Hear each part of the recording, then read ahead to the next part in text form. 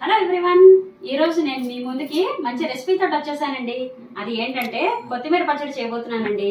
అది ఎలా చేయాలో, దానికి ఏమేమి పదార్థాలు కావాలో వచ్చి చూసేద్దాం.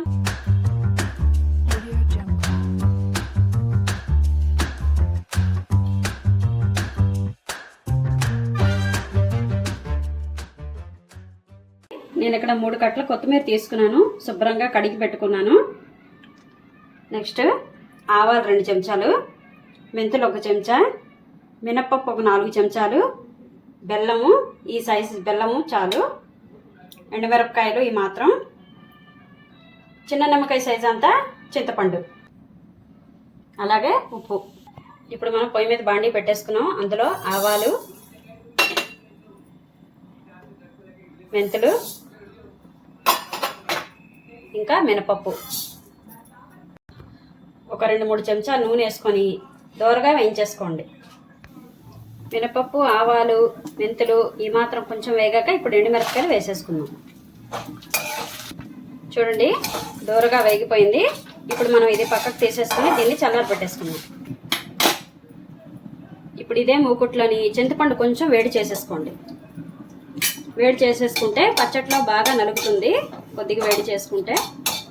చూడండి, ఇప్పుడు 2 చెంచాలు నూనె వేసుకుంటున్నాను. ఇప్పుడు మనం కొత్తిమీర కొంచెం వేయించేస్తున్నాం.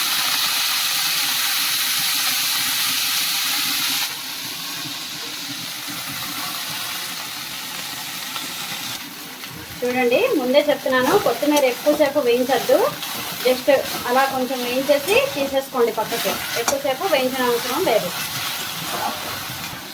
చూడండి, ఈ మాత్రం వేడెక్కితే చాలు, కొత్తిమీర ఎక్కువగా వేయించుకోవద్దు. ఇప్పుడు మనం స్టవ్ ఆఫ్ చేసేస్తున్నాం. చూడండి, ఏదైతే మనం వేయించుకున్నామో మినపప్పు, ఎండుమిరపకాయలు, మెంతులు, ఆవాలు, చింతపండు ఇవన్నీ కలిపి మనం పొడి ఆడించేసుకుందాం. చూడండి, ఇగో ఇలా ఫస్ట్ అయితే ఆడుకోండి. ఇలా పొడి ఆడించేసుకున్న తర్వాత ఇందులో ఇప్పుడు మనం బెల్లం వేసేసుకుందాం. తర్వాత కొత్తిమీర వేసేసుకోండి, వేయించిన కొత్తిమీర.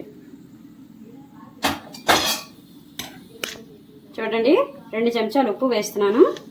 చాలకపోతే మళ్ళీ తర్వాత వేసుకోవచ్చు. ఇప్పుడు మనం దీన్ని పచ్చడి ఆడించేసుకుందాం.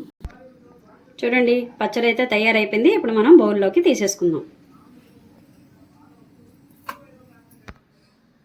అంతేనండి, ఎంతో రుచికరమైన కొత్తిమీర పచ్చడి తయారైపోయింది. ఈ ప్రాసెస్ అయితే చాలా ఈజీ. మీరు కూడా ఒకసారి ట్రై చేసి చూడండి. నా వీడియోలు కనుక మీకు నచ్చినట్లయితే లైక్ చేయండి, షేర్ చేయండి, సబ్స్క్రైబ్ చేసుకోండి.